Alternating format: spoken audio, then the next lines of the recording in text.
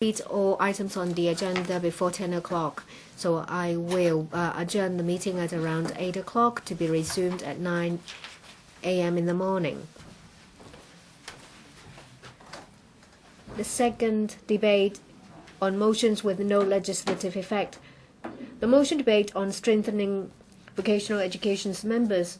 Who wish to speak in the motion, please press the request to speak button. I now call upon Mr.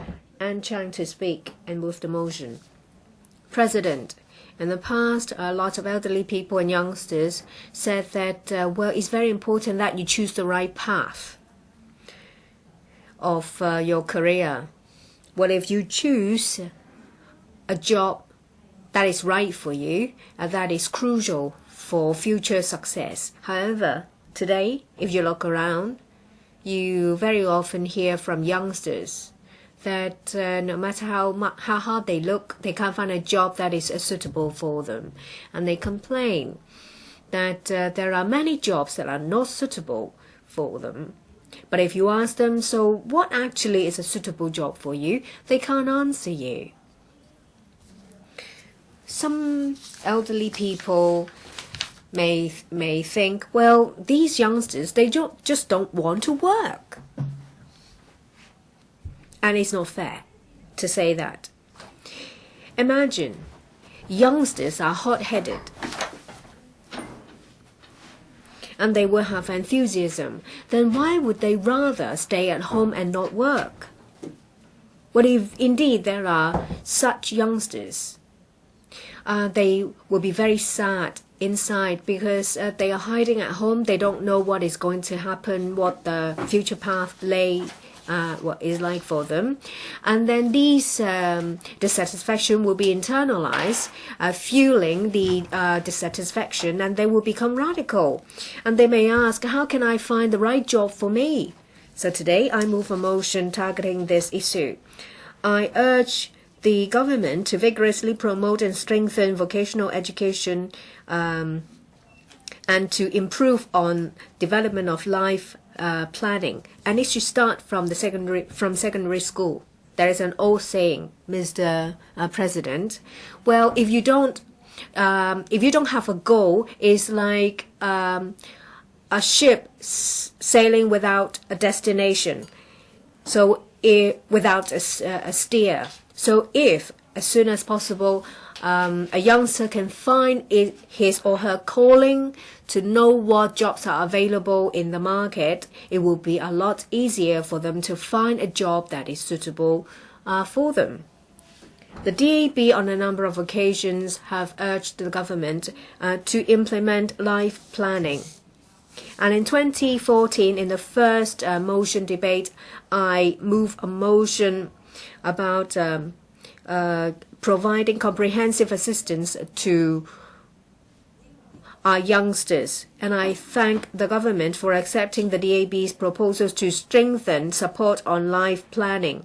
And starting from last year, a grant of $500,000 is given for secondary schools, secondary 1 students to implement life planning.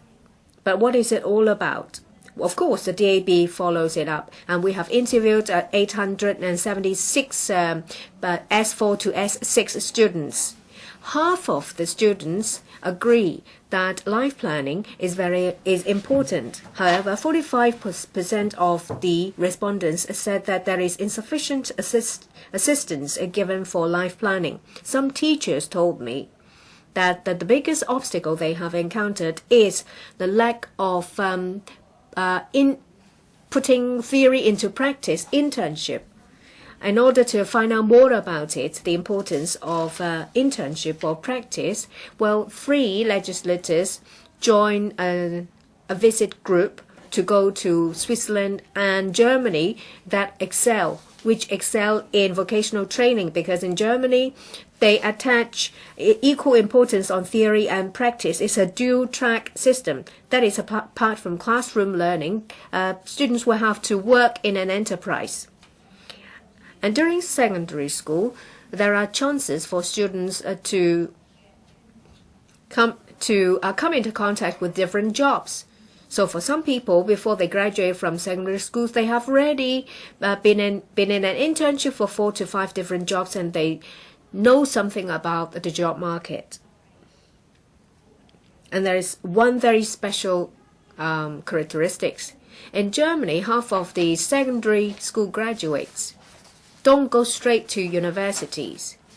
Well, for German universities, you don't have to pay university fees, and there are sufficient university places for students. Then how come over half of the secondary school graduates don't go straight to university? They think that they have already spent a lot of time in classrooms to learn about theory, so it's better for them to join the job market as soon as possible to know more about it. And if there is a need, they can go back to university. And in this way, they will make a more informed choice to when it comes to choosing a job. And I do believe in an education system with equal emphasis on theory and practice. So I want to make the following suggestions. First, the government should take the lead to set up a student internship platform. Vocational education over the years have trained a pool of manpower talents for Hong Kong, and a lot of enterprises benefited from it. So training manpower is the responsibility of the government, and the education sector is also the responsibility of enterprises. In Germany, a quarter of the enterprises have joined vocational training schemes. So for Hong Kong enterprises to provide internship opportunities to students is the right thing to do. Of course, the government will have to take the lead. Previously, C.Y. Leung, our chief executive, said that the business sector should give more opportunities for students to put their theories into practice. But at the same time, a lot of teachers said that a lot of students can't find the opportunity to join the enterprises for an internship because they are unwilling to offer such places. So the government should take the lead and work together with different organizations to form this student internship platform so that students during school holidays spend some time in enterprises so that they will get first-hand experience of what it's like to be working, to give them a chance to have a better understanding of what different jobs entail so that they will get a better understanding of what will suit them in the future. The second part is strengthening life planning. It was officially launched in September last year, but I find that a lot of teachers don't really know the way to implement life learning. Therefore, we suggest that life learning should be a core subject of a professional teacher's training, and there should be examinations to make sure that there is professionalism in the teaching of life learning so as to improve the standard. Veterans, experienced workers of the various jobs can be life planning instructors, and they can share their experience with students. My third suggestion is that every year the government should conduct manpower projection for various trades. And as we know that there is a mismatch between manpower and jobs, there is information data showing that for youngsters and the unemployment rate stands at 12%. But for retail, catering, and hotel industries, there is a manpower shortage of 20,000 people. And there are 42,000 youngsters who are unemployed. As you all know, that, during that time there was a boom with technology or information technology shares. And a lot of people turn to IT subjects.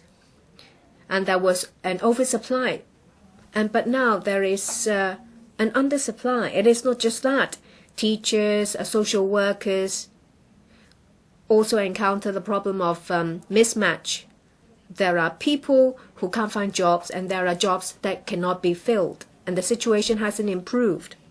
According to the manpower projection of the government, in 2022 there will be a shortage of 110,000 people in the workforce, and there will be an excess of 50,000 graduates of master's degrees or a PhD.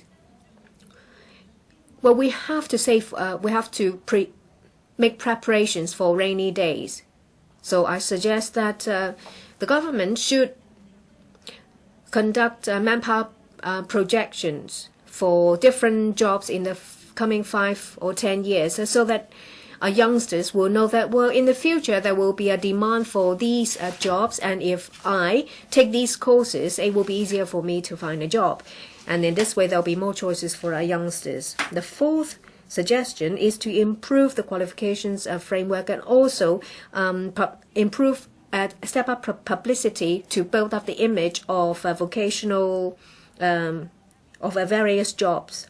Previously, I've been to the VTC, and I learned that there was this youngster who got a place in the science faculty of the Hong Kong U. But after a short time, he realized that he didn't really like it. So he went back to Ivy, and he took a course on landscaping, a higher diploma, because he realized that that is where his interests lied.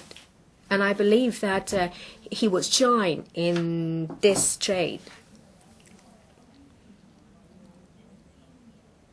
Well, a lot of people who would like to work first before he would receive formal training. Say, for example, Schroeder of Germany, and Felix Meyer was also an apprentice in Siemens. Meyer said that choosing vocational training was the success factor for him, the key to success for him. And there are numerous examples I can cite for people who have succeeded without going to university. So the government should build up the image that you can excel in whichever career you choose, and to improve the image of vocational training and education. Well, let me give you another example. My father is quite successful in the industrial sector, and he has spent 4 years in primary school. And he said to me that the most important thing is not how much time you've spent in school. The most important thing is for you to choose the right trade, because if you choose something that is suitable for you, then you would be happy, and then you'll be more devoted, and then you would be able to tap into your potential, and then you will shine, and you will enjoy a higher chance of success. Jackie Zhang sang a song. It says, which says that it doesn't matter that the road is long. You will have to plan for your life. You have to realize what your dream is. But when you ask a lot of youngsters, well, what is going to happen? They said, I don't know. I don't even know what's going to happen tomorrow. Maybe I should quit my job and just go traveling for some time. You will have to help our youngsters realize their dreams. I move this motion because I hope legislators and government will promote and strengthen vocational training with equal emphasis on theory and practice, and that we will, hand in hand, help youngsters realize their dreams, to lift the boundaries for our youngsters. I so submit. Thank you. Ms. Chang, you will have to move your motion.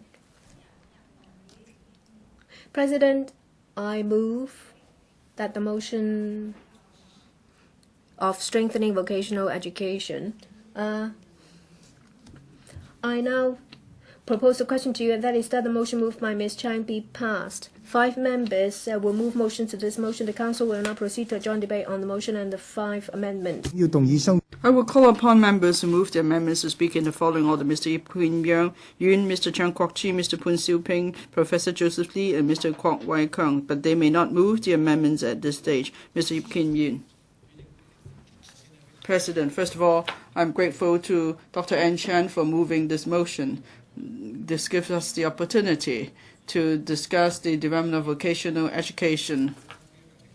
This term of government has proposed to develop vocational education and life planning, but we see there are still a host of problems.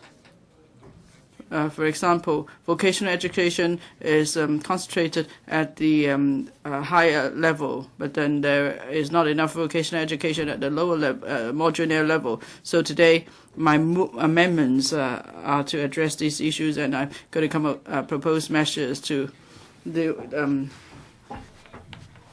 propose some measures to promote vocational education at this senior to middle level instead of a higher level. Now, in the past we had pre-vocational schools, that's equivalent to junior secondary level, so vocational education started too soon. But then later on, vocational education would be at the tertiary level, so it's either too early or too late. It's not appropriate. If you look around the world, the starting point of vocational education is a senior secondary level. This is very important.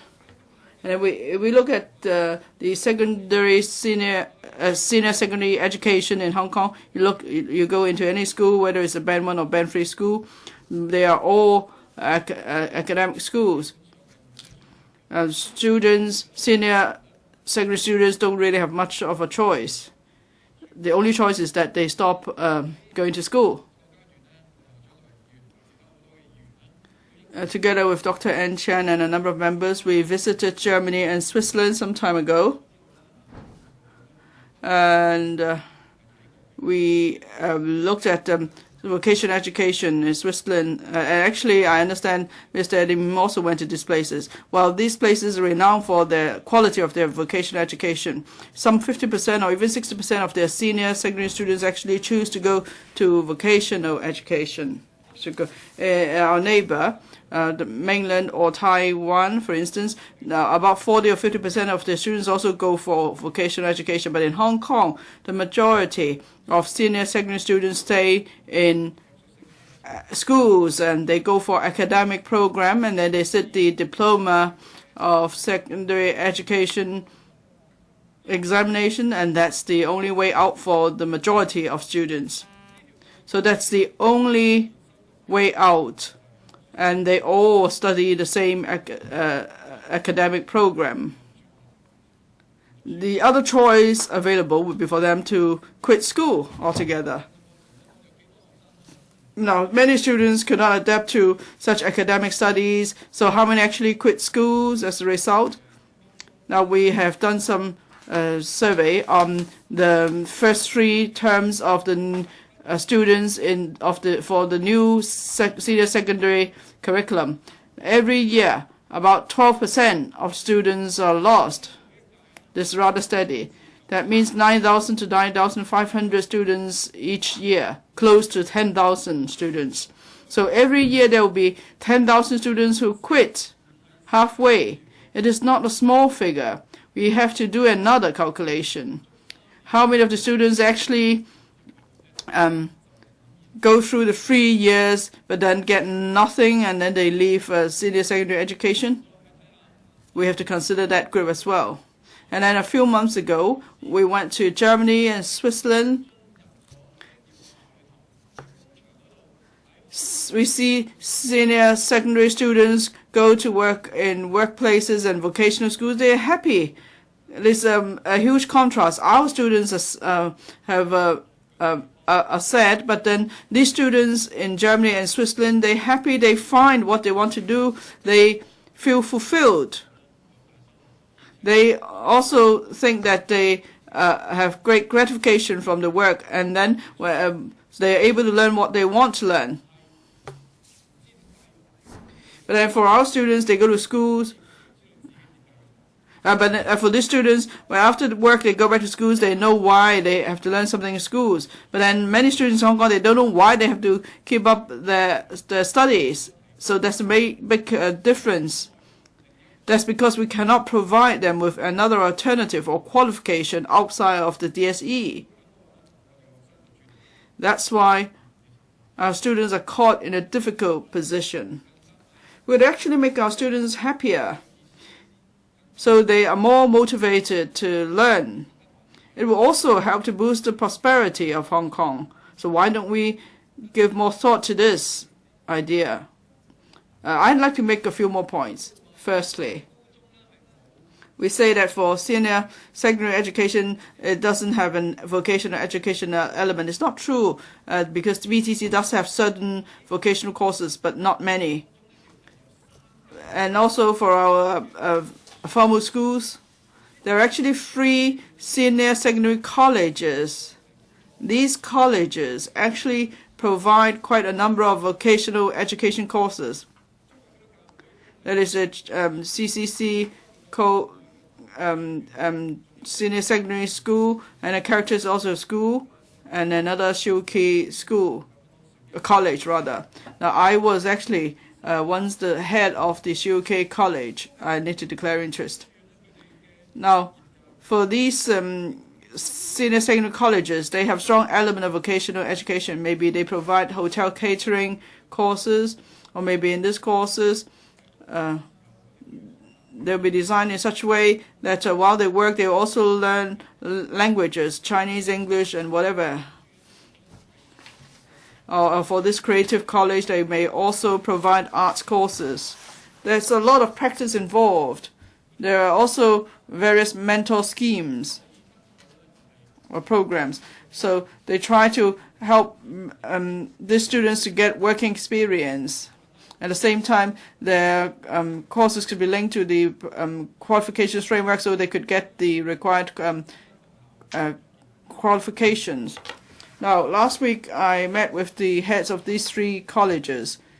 One head told us that they are like an orphan in the government's policy. So there's a mismatch, because there are a lot of students who require this type of education. But then for this type of colleges, they're not able to find their niche in the education system, because they only have secondary 4 to 6 classes. They don't have junior secondary classes. So how can they make other students know about them? Can the government do something? Doesn't have to be much, but the government could help junior students who come to learn about these colleges, so students could choose these colleges. And also because they are involved in vocational education in terms of the equipment, facilities, or the funds required. That's very different, because for formal schools, they only impart knowledge. So in terms of calculating the cost, in terms of calculating the subsidy, perhaps there could be a different arrangement too. So these are important issues that the Education Bureau could consider to help these colleges. And they're not just helping these colleges, they're helping a lot of students and more students. Now, another point related to my amendment, the government kept saying that we have applied learning now. Applied learning, of course, is about work experience. It does help students a bit, but when it comes, but it's still very different from actual vocational education. In Germany and Switzerland, they have this education system, maybe 3 days or 3.5 days of the week. Students are in the workplace, they actually work. And then there will be a day or 2 days or so. They go back to school and learn about grammar and relevant knowledge. So there's some structured learning program. In Hong Kong, the applied learning is only scratching the surface. It's very different from the kind of applied learning in these countries. Another point I want to mention is life learning. Life learning is good. But the way funding is given, well, each school will get $500,000 of recurrent cash subsidy. But it's not what we want. We want proper post, a senior teacher who will coordinate life planning for the entire school. So this $500,000 is not same as the post we asked for.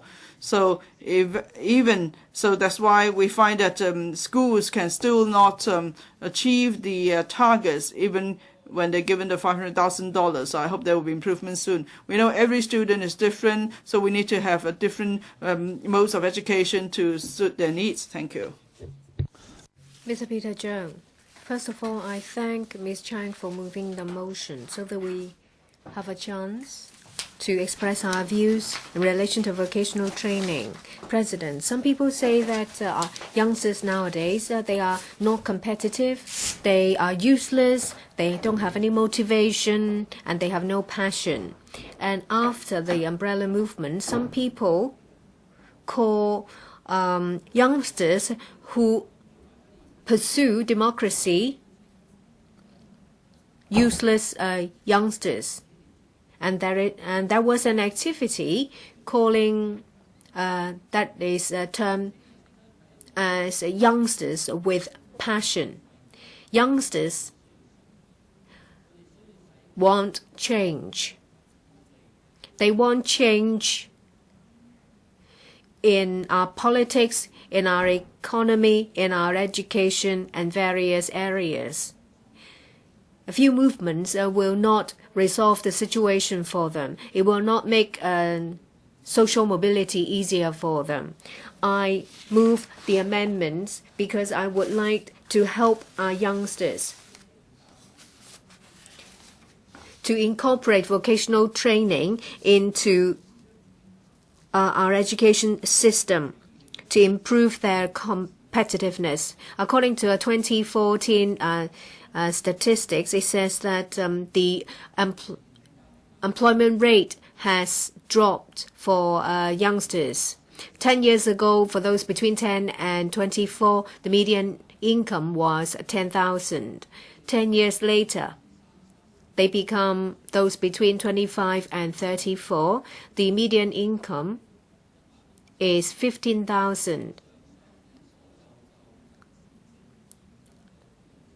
Is only the median income of those who are employed. However, with inflation and prices of goods increase, the increase in wages has been offset by inflation. At the beginning of this year, there was a report by the LegCo about social mobility. 60% of the people working for 5 years still earn the same level of remuneration. About 50% of the people after working for 10 years, they still are in the same income group. When it comes to occupational mobility, the report points out that in the past 10 years, senior positions have seen an increase. However, it's only a change, an improvement in the title. Is an inflation of job title. There is no corresponding or substantive increase in the job duties and in wages. There is a little mobility for our youngsters. Some people say that it's because of Hong Kong's homogeneous economic structure. As you all know that Hong Kong attach a lot of importance on commerce. We have our pillar industries, tourism, logistics, professional services, and financial services, and that accounts for over half of our GDP. So we have a homogeneous economic structure, and which in turn affects Hong Kong's employment structure. So there may be there is an increase of over 40% of people working in banks, in financial services, and real estates. In 2011, in the census, we could actually see the situation. And in 2010 and 2011, professional services courses will take up about 32% of the students to be followed by humanities and engineering and construction. And in 2011, 16% of the graduates work in banking and financial services. So you see that development of our job market will affect how students choose. In a survey done in 2015, it says that in the past decade, the government spent 30% on secondary schools and only 4% on vocational training. And for secondary education, is mainly grammar school. For students, may choose courses that are not equal to grammar schools, but most of them are related to the professional services I have just mentioned. In September, we went to Germany and Switzerland to study on vocational training, and we realized that in secondary school there's already a dual-track system for students to choose between grammar school and vocational training, and vocational education can be packed with universities. Students can work with a pay in enterprises so that they can apply what they've learned to their jobs. So they attach importance on theory and practice. It's not infeasible in Hong Kong. And currently, there are 3 secondary schools that are developing in this area. And they are those 3 mentioned by Mr. Kin-yuen. They have adopted the dual-track education system that students can apply what they have learned in classrooms in their jobs. And there are over hundreds of enterprises participating. In year 2000, the government encouraged them to develop, so they are incorporated in the direct subsidy system.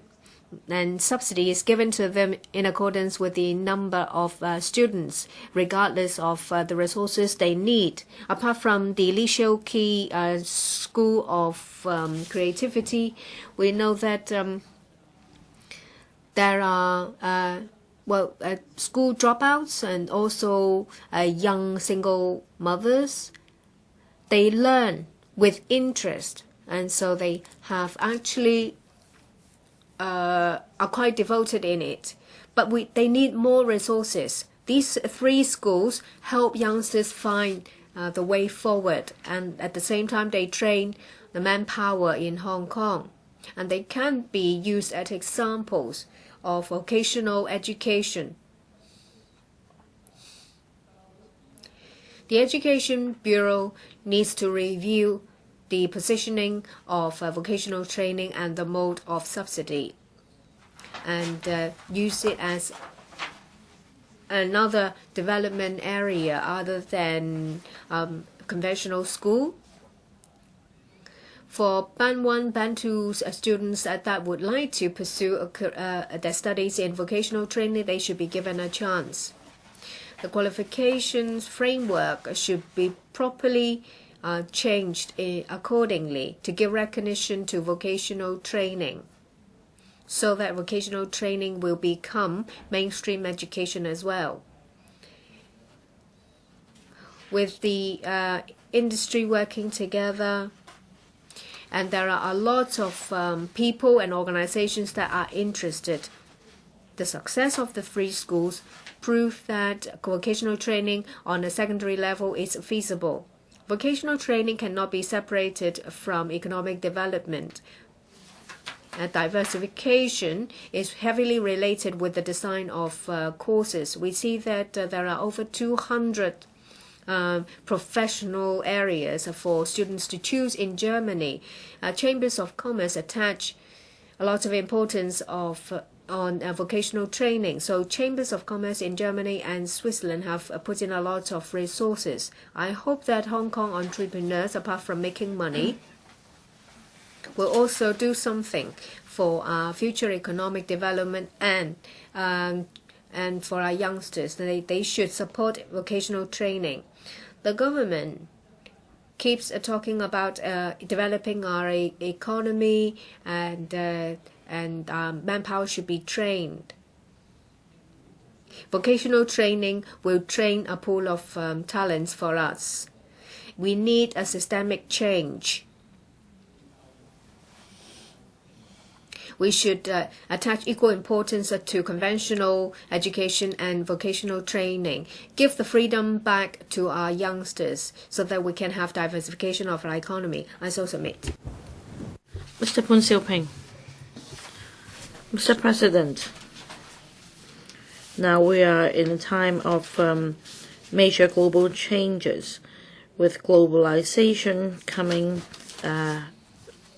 bringing on direct impact. We face global competition, and because of the development of new technologies, many traditional jobs have been replaced by new technologies or automation.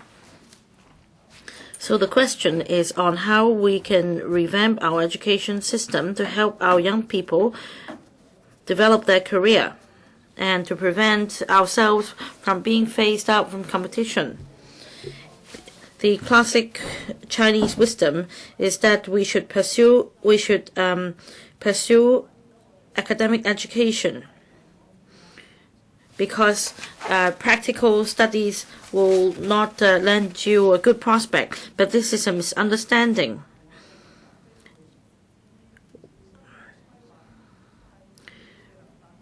From strengthening academic education to enhancing support for the education sector and enhancing life planning education, it is far from sufficient.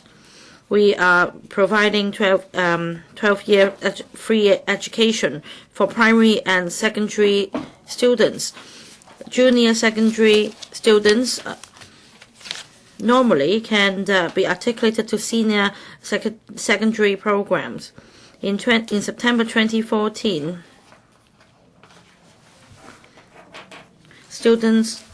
there were 300,000 students studying in 395 public sector schools. However, only about 20,000 applications were received from the secondary students to undertake VE courses. And in 2013-14, there were 40,000 subsidized places, far more than full-time self-finance places. Now, for sub-degree courses, they're not recognized, and there is a lack of resources. So there is a need to help sub-degree holders move on to top-up programs. However, this will affect the development of vocational education. There is a need, therefore, to comprehensively review the sub-degree programs. Vocational education programs should be enhanced in the sense that the articulation between tertiary institutions and vocational education should be enhanced. The task force on the promotion of vocational education released a report in July this year, recommended a three-pronged strategy, such as repositioning vocational education, strengthening promotion, and to change the negative image of vocational education in the community. I agree with the task force's recommendations. However, more should be done. For example, we should attract more young people to enroll in the VE courses, and we should showcase their achievements to show that the prospect would be as good as those pursuing academic education. Vocational education plays a key role. According to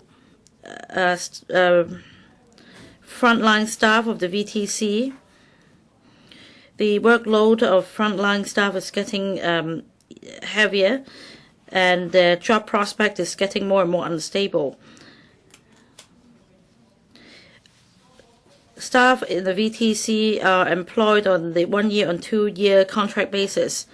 In 2014-15, there were 5,700 staff under VCT, but only 508 of them were employed in permanent terms. This affects the work of the VTC. So to enhance vocational education, the VTC should strike a balance between its commercial operation and its education mission. I hope that the VTC can shoulder the burden with the frontline staff and work towards fulfilling its education mission. The government, after the education reform, promoted the setting up of 3 secondary schools with characteristics, including the Li Shaoqi School of Creativity and the Caritas Charles Wealth College. And the government should review their positioning, and if their positioning is acknowledged, then more resources should be allocated. In May this year, the Legislative Council Research Division released an information note on the vocational education training in Germany, and I have some strong views after reading this paper. Germany has a long-standing tradition of vocational education, so Hong Kong can in no way compare with them. But Germany considers vocational education kind of investment. Employers shoulder on a monthly basis $15,000. In Hong Kong, well, employer associations or groups have been developing, but what they are going after is is importation of labor. This year, $100 million have been allocated to the Construction Industry Council, CIC, to train semi-skilled workers and to provide subsidy to make up for the loss of productivity of employers. I won't say that Hong Kong employers are the same as German employers.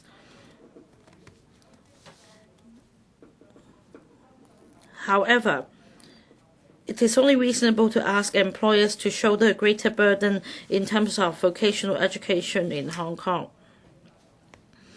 Employers should take the initiative to undertake vocational education and training. And in terms of policy, it should be set as one of the employment requirements. Only when a multi-pronged approach is taken will we be able to enhance our education system and nurture talents in Hong Kong. Mr. Siu-ping, the motion is to enhance vocational education. Dr. Joseph Lee, thank you, President. For vocational education is not something new. I thank Dr. Hon Chiang for moving the motion today. I remember when I was young, we had something like industrial colleges. Well, if you do well in school, then you can go to grammar school, but if you don't do too well yet, you go to industrial colleges. Only in the 70s, 80s, then we started to have vocational at colleges. So for vocational education is a form of streaming. People may have talents in this area and in some other areas, so the streaming of talents. Now, I'm moving this amendment today. Of course, nowadays we no longer have this kind of vocational schools.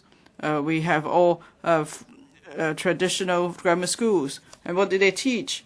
Maybe they don't teach carpentry or domestic science anymore in junior secondary.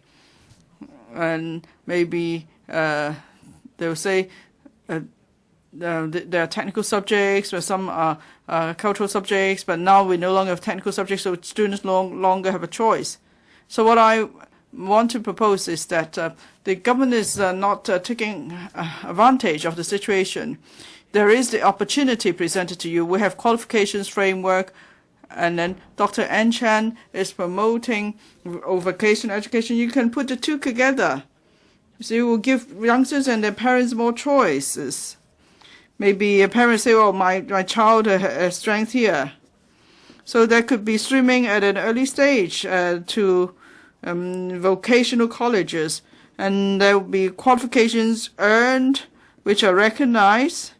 And then parents may be happy to let the children go to these schools. Otherwise, everyone in Hong Kong wants to go to university. What are they going to do when they finish? I wouldn't know. Of course, in the 1980s, we had economic transformation. Now there are more services in trades, and there are few craftsmanship trades. But then don't forget, we still need people in Hong Kong to build roads and bridges and so on. But then these fields are neglected. Everybody goes to grammar school, and when they finish, either they go to go on to sub-degree programs or universities. Otherwise, they have nothing to do. So this is not right. I hope, but the times have changed again. So, Secretary, seize the opportunity. If you introduce the vocational education concept again in secondary schools, there's nothing wrong with that. Students will be happy, parents will be happy, and then you can stream talents earlier. And that would do good for resources distribution in Hong Kong, because then people know early what they want. So this is exactly what Dr. Ann Chan means about life plan, because maybe when I was young, I was able to make my life plan early. I may say I chose vocational education. If at the time there was qualifications framework, I would know when I finish I would be at this standard. So I know what I get, what kind of certificates I'll get, and then if I go further on, then there will be higher diploma or certificate, whatever. So I know, therefore, maybe I will start as a technician and senior technician, so I know where I'm going. But of course, when it comes to services trades, there are many different types, not just the retail sales or financial services. So we should review the current vocational education system to see how we could tie that in with the qualifications framework. And then we could stream talents, and there would be no mismatch of talents. That would be the benefit. Let me briefly talk about qualifications framework. When I first became a member of the Legislative Council, I remember I was one of those who voted for this arrangement. But I think it must be some 7 years ago now. Nobody thinks it's a problem because they don't know what it is. Others may say that the qualifications framework is just for those who have little qualifications, so we just want to give them recognition. But the concept is wrong there. Qualifications framework, there are 7 levels, from the basic level, certificate, all the way to doctorate degree. So there are various levels. So PhD is level 7, level 1 is a certificate. So there's a clear definition. So young people will know exactly how far they want to take their studies and what they can manage to do. So qualifications framework will let young people see what is ahead for them, what is the progression pathways like. So it will give them hope. That's what the QF would do for young people. Another benefit of the QF is that there are clear core competencies. That is, if you're at level 5, you know what you can do. And if you're at level 3, you know you can only manage 3 jobs in this trade. But if you're at level 7, you are an expert in this particular trade. So both employers and employees have confidence. Even customers have confidence. That is, if I have a certificate to say I'm at level 7, then customers know when they come to me, this is the kind of service they're going to get. It's certainly going to be value for money. But if it's level 1, again, they know what kind of service to expect. And then maybe we could also bring in different arrangements, like what Dr. Chan proposes, internship. Internship is nothing new. It's really just service learning. That means you learn on the job, which is important. Well, I don't know if you remember, when we were young, we had something like apprenticeship schemes.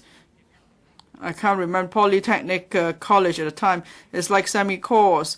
That is, you study for a year, work for a year, and then go back to study for another year. So that's the kind of internship we have. So this is the kind of internship arrangement Dr. N. Chan is talking about. So it's about marrying theory and practice. Of course, we need manufacturers and other businesses to support the scheme. It may not be just any craft trade. It could be other trades. Even lawyers have the same arrangement. There are trainee lawyers, solicitors. They study and then they work for a while and then they study again. And then there's also certification of the core competency. So everybody knows exactly what you're capable of doing, and that's the benefit of the QF. I hope the Secretary will make full use of the QF. So for vocational training and education, will help young people and their helicopter parents know that you don't have to go to grammar school and university before there's hope, because there are many other different trades in Hong Kong: the service trade, manufacturing trade, construction trade, road build construction trade, or bar benders and so on. The construction workers, they all could get recognition under the QF. There's one last advantage of QF, that is for experience accrued. There could be testing of your core competencies maybe today. Then you know that even in bar bending now, I'm master, I'm at level 6. So that's what you pay if you hire me, because I'm at level 6. But say if I'm 30 or 40, when I get to the master level, and then I take some higher education courses, maybe then I'll get a master degree. So that means I'll reach level 6. And that's brilliant. So it's because of the QF recognition, and then as you accrue experience, then we are able to stream talents. Today, I attempt to amend Dr. N. Chan's motion in a minor way because I want to include this concept. So, Secretary, I think you have to do it. It's not about whether you're interested, really. For young people in Hong Kong, we need to let them see what kind of work they can do in future. There are still prospects. There is a progression ladder, and through QF, they will know exactly if they are in Hong Kong, say, if they go for vocational education, secondary education, or tertiary education, or continuing education, then through QF, they'll get recognition. So they do have a future and they do have hope. And that's what we need to do to train talents in Hong Kong.